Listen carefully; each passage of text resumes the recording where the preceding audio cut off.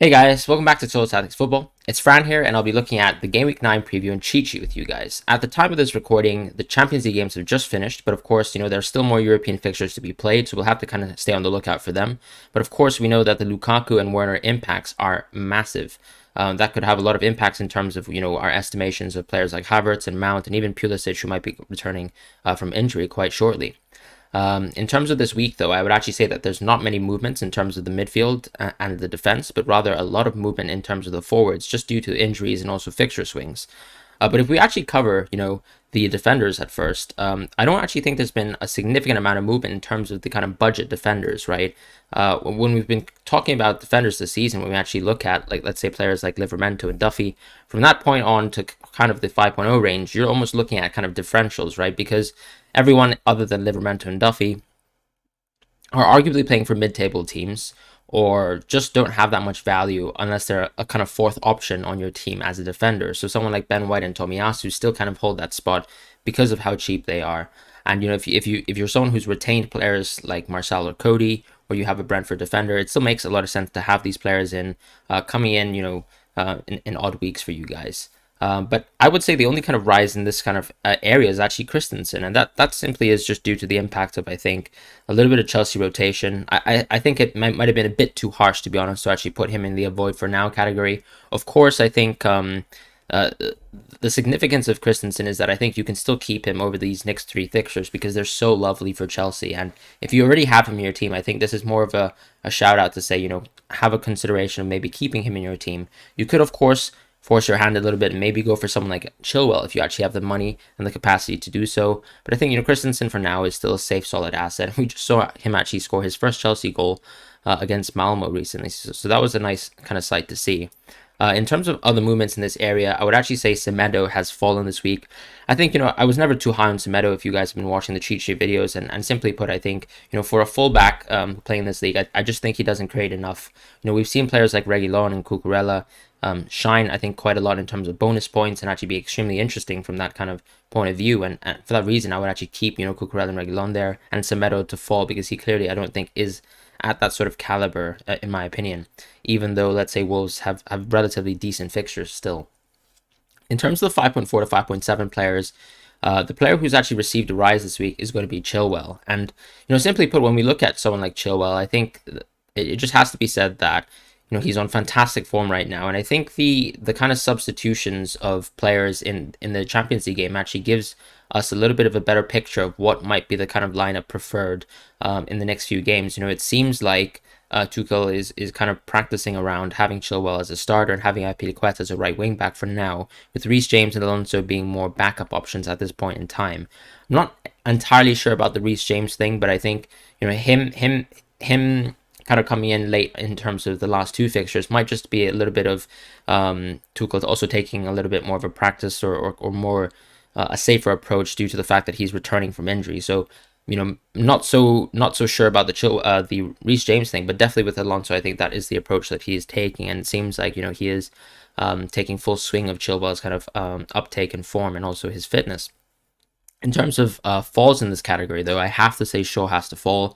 I think we've just been looking at Man United for too many weeks now, and I think there's just too many individual mistakes in the team. It clearly still lacks a kind of balance, stemming from the midfield and the lack of, balance overall created in the tactical structure, which means that Shaw ultimately just isn't worth it as an asset. We did actually see Shaw get a fantastic assist with a Ronaldo header in the dying stages of the Champions League game, but it's just not worth it at this point in time having Shaw. We know the fixtures are getting tough for United, and not only that, there are just so many better options around this price range. And I think if you already have Shaw, or you still have Shaw in your team, you might consider still moving him out this week. In terms of the 6+ players, I have to rise Azpilicueta because I think, as I kind of mentioned with the Reece James thing, I do get a sense that Azpilicueta seems to be preferred now, even as a right wing back, and that of course kind of increases his value as an FPL asset because either he plays right centre back or right wing back. And I'd say he's probably nailed 90% of the time. And that is a fantastic kind of influence in terms of whether or not you go for someone like Rudiger, right? Because arguably if you have someone who's as nailed as Rudiger, but plays potentially in more offensive positions and can get more involvement on a week-to-week basis, he might be worth it and worth that kind of additional cost increase, right? So I think Azpilicueta has to be moved up in that territory, and I think all the other kind of assets in terms of Van Dijk, Alonso, and Robertson have to stay the same. Whilst I'm still equally as high on the Man City defense, and of course having Trent on our teams. Trent of course has no longer has that kind of injury concern attached to him, but those are as things stands in terms of the defense. But just before we actually continue with the video, guys, I'd love to shout out OneFootball.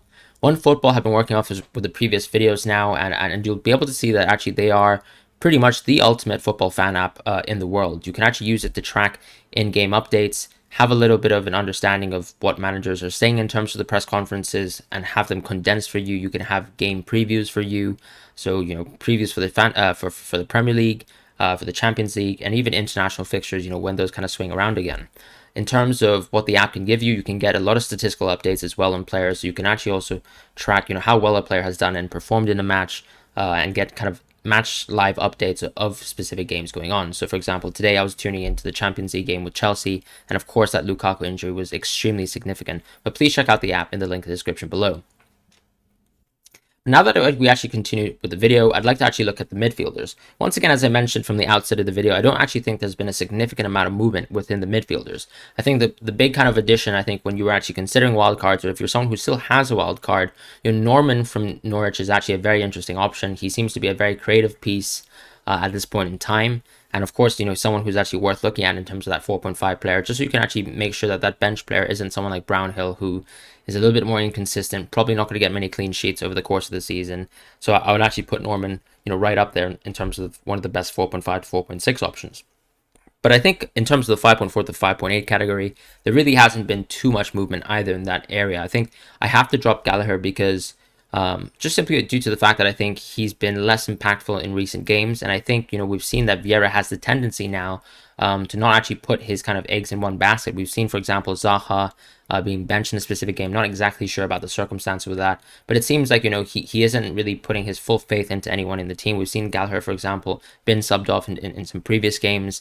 And we've also seen just increased impact, right, from the structure of having Edouard inside, and also an uptake in form with Benteke. And I think for that reason, he's a little bit less talismanic when it comes to comparing him to someone like Mbeumo, who, of course, as we saw, is the league leader in terms of actually accumulating chances that actually have hit the post. So I think he leads the league with 6. Meanwhile, other players like Lukaku have only 2. So Mbeumo, of course, is super interesting because I think just at this kind of range, when you compare everyone across this list, I think a lot of the options, to be honest, are very fantastic for the kind of price that they're at. And they're still very impactful, but it's just more about the comparison with Mbeumo, who, in my opinion, is just that kind of player who is, a game or two away from actually accumulating some very, very solid hauls. And I think the nice thing about Mbeumo, like many of the players on this list, with the exception to maybe Townsend, arguably, is that he is going to be probably nailed for the rest of the season. And as a striker, of course, you just have that added benefit of someone who's out of position. And I think that that's the reason why I've downgraded Gallagher. It's not really that I'm no longer high on him. I just think Mbeumo is a better asset at this point in time, and want to reflect that in the list. In terms of the 5.9 to the 6.4 range, the only real change that I've made is Sarr. Now, arguably, I think a lot of people would probably look at this list and probably say, why not drop someone like Benrahma? I still think, at this kind of price range, I think Benrahma has been rather interesting. I think a lot of us are having a lot of midfielders. So, the only kind of midfielder that probably is the most interesting is going to be someone like Rafinha, who sits at that 6.6 price, right? And you probably have capacity with the kind of four-man midfield that you have right now to probably look at another asset. And Benrahma, I think, still fits in a lot of teams right now because the fixtures for West Ham are still very, very solid.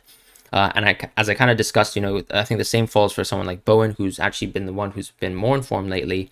Of course, he got that kind of assist from that kind of Ogbonna goal in the previous week. But I still think Benrahma has still looked very good, for the most part in recent games. And I think he still probably justifies a place in your team, or at least isn't someone who as pressingly should be moved out of your team. Whereas someone like Sarr, who was a player that I moved out of my team last week, I have to say that Watford didn't look necessarily improved under Ranieri.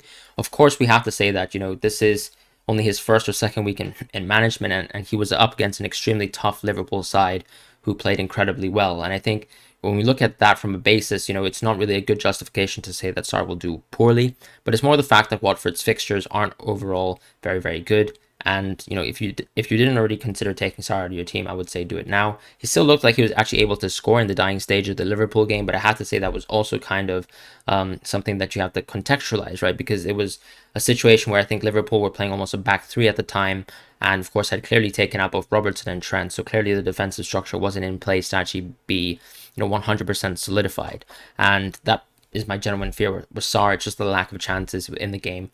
When teams are probably going to be a bit more organized against Watford, given the fact that they probably have more possession and more control over the game, as we've seen Watford give away in recent times. And I think there's not been much movement in this area. In terms of the 6.9 to the 7.7 players, though, I would say that the only movement here is probably going to be the fall of Mount.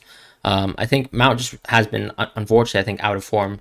And potentially he might benefit, from the actual injury to Lukaku and Werner, and he might have to actually play a much more involved role with the team. But I think, simply put, he just doesn't really interest me that much as an FPL asset. I think even though Chelsea are able to comfortably kind of dispatch weaker teams, when it comes to looking at the kind of starting 11 and actually seeing what happens, even if Werner or Lukaku aren't able to hold, we've seen, of course, a lot of players play pivotal roles. Kovacic having kind of goals and assists here and there, Jorginho the same, and to be honest with Chelsea, as we know, even from the previous season, a lot of involvement in terms of attack from the defenders individually. And what I would say is I think Mount, with the kind of lack of form and also just that kind of high price, I just don't really think he justifies a place in your team. I would actually rather, as I always have been saying for the last few weeks, move into these enablers and maybe get someone who's a little bit more interesting on the higher range in terms of prices. Someone like Son, who I'll probably discuss in a short second. In terms of Jota, I think a lot of people might be also looking and questioning, why haven't I dropped or fallen Jota, I think, this week? And I think the reason why is because I already did it in the previous week. And to be honest, like someone like Greenwood and Jota, I think they still have very significant roles to play for the remainder of the season, even though their place isn't necessarily secure. I'd say, of course, Greenwood, just simply due to the form and the impact that he's had in terms of actual scoring goals and actually being able to be pivotal for, Ole Gunnar Solskjaer's side. He probably actually is a little bit more interesting than Jota, but as we know, the Man United fixtures are getting and turning for the worse. Whereas Liverpool, arguably, we'd say, we expect them to do well against most teams regardless, and as long as Jota is playing, he probably will have a very strong chance to be involved and actually score goals. But he remains as differential, and I think with the other options there, you're either dealing with injury concerns or at least players who just don't seem to be that impactful. Arguably, I think Pepe is probably due for a rise in the subsequent week if he continues his form. But as I mentioned in weeks past, I think Arsenal sometimes do lack a little bit of balance when they're trying to fit both Smith Rowe, Odegaard, Saka, and Pepe and Aubameyang into the side. So I think it remains to be seen whether Pepe actually is worth his kind of price. But if we move on to the 7.9 plus players, I think the only movement really here is going to be the rise of Havertz. And I think with Havertz, what you have is a player who basically will have to step up, inevitably when Lukaku and Werner are absent. And I think if with Pulisic especially being out as well, he has to play a little bit more of a forward role for the team. And I think he could be an interesting differential shot at this moment in time. Just due to the fact that the fixtures are so lovely. We saw goal involvement for him as well in the Champions League, and I imagine that Havertz has also dropped as well, to his kind of price point where he actually seems to be worth it and could actually play a significant role in your teams. And that's pretty much how I see things. In terms of the 11.9 plus players, I think, we're at a territory where Salah, of course, clearly is the best option in the game. But we've been looking at these kind of players like Ronaldo and Lukaku in the forward positions, and we've been considering them and kind of playing around with them, and even looking at maybe like Kane as an option as well, given the fact that he actually finally hauled. But ultimately, it just shows that with the midfielders this season, I think that there's still so much more value in having two premiums in that sense in the midfielders, and that's kind of been something that we've seen. And, with KDB actually coming back from injury and consistently now playing kind of 90-minute games and also being rested as well, when the time is right. So, for example, if you look at the Club Brugge game, he was rested quite early. Those are the kind of, I think, interesting kind of differentials that you can go for now that Lukaku isn't really an option. And now that, of course, Ronaldo's fixtures are kind of turning for the worse and United isn't necessarily playing well. I think this is the perfect time to really switch back into kind of a two midfield structure, arguably even a threemium if you can somewhat fit Son and KDB. I did see some drops actually fitting both those players in, but that's pretty much the state that we're at. We also have a lot of interesting enablers all across the kind of forward and the midfield positions, and the time I think is right to kind of rise KDB, and that's pretty much what I see about that. We know KDB is a fantastic asset, and as long as he's playing 90 minutes, he probably is going to be a great option for FPL. In terms of the forwards, though, I'd say this is where we actually saw and kind of observed, I think, the largest amount of movement in the league so far. And I think the main reason for the movement has been the kind of, I think, lack of impact from some of the enablers, such as Dennis and Armstrong. With Dennis, I think just from the outright, I would say that, with Watford, I think his position is somewhat tenuous. But I think on top of that, it's just the lack of chances really created from this Watford side that just makes him uninteresting overall. A player that I actually haven't included in this kind of list is Armando Broja, I think, from Southampton. I'm not exactly sure if that's how you pronounce his name. I hope it is.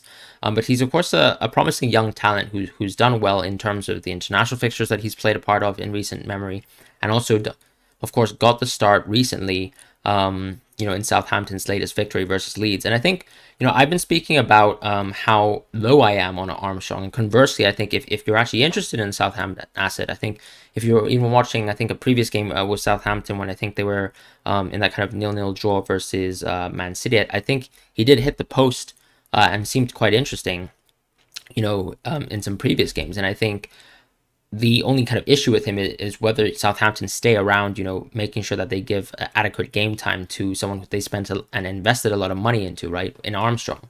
But I think, Broja has the opportunity to have a few starts this season. I'm not sure if he's nailed on. I think the reason why he's not on this list is because I don't really see a point to switch into him unless we have a little bit more of a guarantee, right? So I think if he plays, for example, and starts the next week, and it seems like he does well again, then I think that would be the perfect opportunity to kind of put Broja into your team.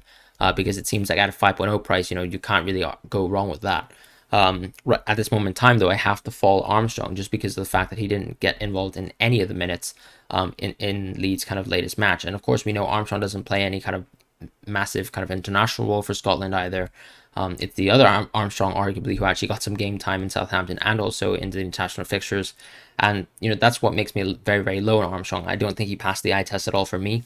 And the fact that he doesn't pass this, or arguably doesn't pass Hasenhüttl's eye test is also a big dampener.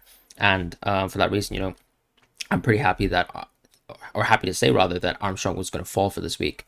I think in that 6.4 to 6.7 territory, we're slowly moving out of that kind of say maximum kind of time. I know there's a lot of hype around Newcastle due to the new owners, and I think it's promising that they're at least able to score goals, I think, on a week-to-week basis. But with Bruce being out, there's still going to be a little bit of an odd situation where I think Newcastle's fixtures are still going for the worse, and there hasn't been any kind of new recruits in terms of the team that suggests to me that, say, Maximin will be an interesting option in the weeks to come. I think, of course, what we're about to hit is going to be that fantastic pivot where I would argue to say Tony maybe could be moved into a kind of best option after the Leicester game, and he probably will reign supreme in this kind of price range. At this moment in time, I think St. Maximin is still clearly the talismanic player for Newcastle, but with Wilson back, he also plays less of a central role, and therefore I have to fall him for this week. But if we move on to that kind of 7.7 to 7.5 range of players, we're dealing with the player in Wilson who has returned from injury and basically had an instant impact. And if you guys started the season out with Wilson, I'm sure you guys would have really enjoyed his impacts. I think you'll know that, of course, Newcastle play very much largely around him, and a lot of the chances are built around him. So Maximin is someone who was interesting even alongside him as a pair due to the assistive role that he plays. But I think Wilson, of course, clearly is that talismanic player. The only reason why I would say he's a differential right now is because he still is quite high in price, and Newcastle's fixtures are clearly turning for the worse. And, there are options around that price range who are a little bit more interesting, right? Arguably someone like Jimenez, even Watkins, are showing upticks in form, and I think they are continuing to be interesting assets in FPL, and the fixtures are still relatively decent. Meanwhile, Wilson, of course, is turning for the worse. In terms of the 7.8 to 8.4 players, I have to say that I don't really think there's a clear out-and-out best player in this category. I do think, unfortunately, Antonio has slowly dampened in terms of form. He had that kind of 3-week rest, or arguably 2-week rest in the international break, and he just didn't look that involved in the game that West Ham just played recently, where they were able to get that kind of crucial win in the late stages of the game versus Everton. And I think even though his XG numbers were okay, I think he got an XG of something like 0.5. It just wasn't that, involved with the performance of Antonio. And I think as of late, we've seen that West Ham have struggled to control the game versus opponents and also create significant counter-attacking opportunities even when they are in control. So even though they were, for example, in control versus Everton, I think it also maybe speaks to maybe how organized Everton have been, I think, defensively, at least with, DCL and Richarlison out.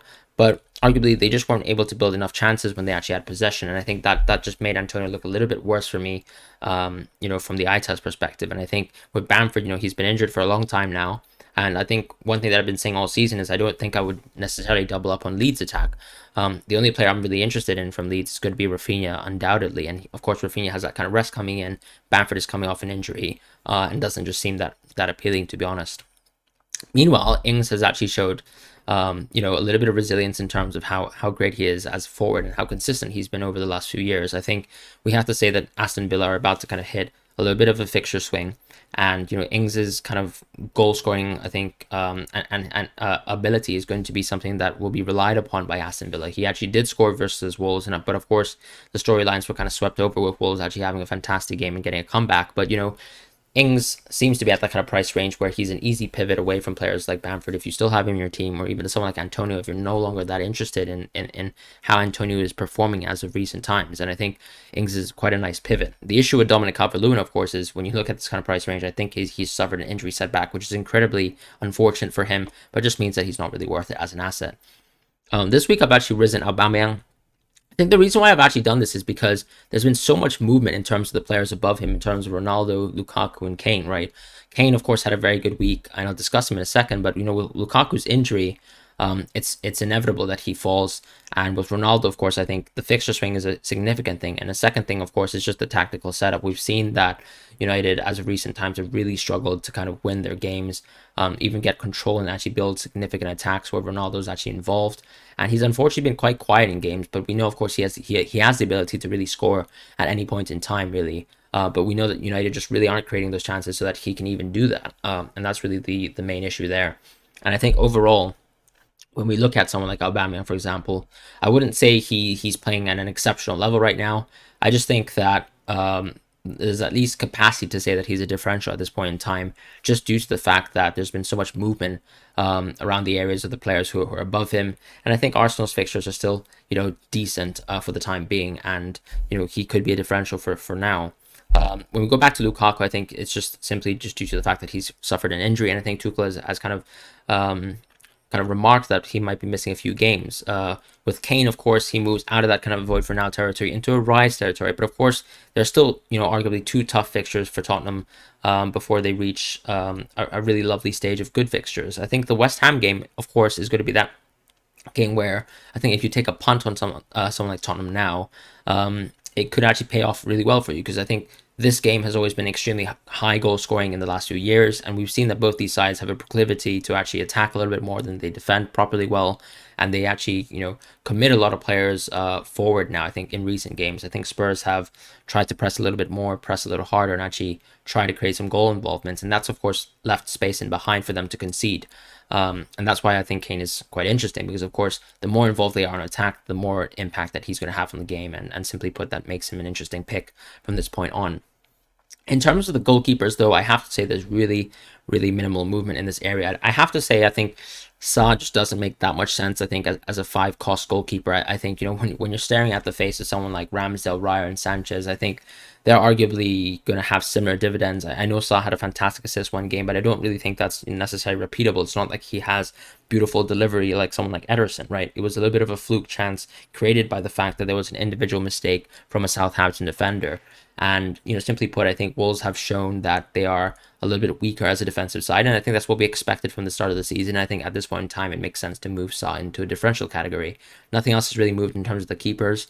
I have to shout out Mendy's fantastic performance, and arguably, at this point in time, with Chelsea having such lovely fixtures, it could be a time to look into Mendy if you have that capacity. But of course, I'm sure most people aren't that interested in moving up into a kind of high cost keeper. But that's how things are for this week in terms of the game, the cheat sheet. I hope you guys really loved the video, and I plan on seeing you guys very, very soon.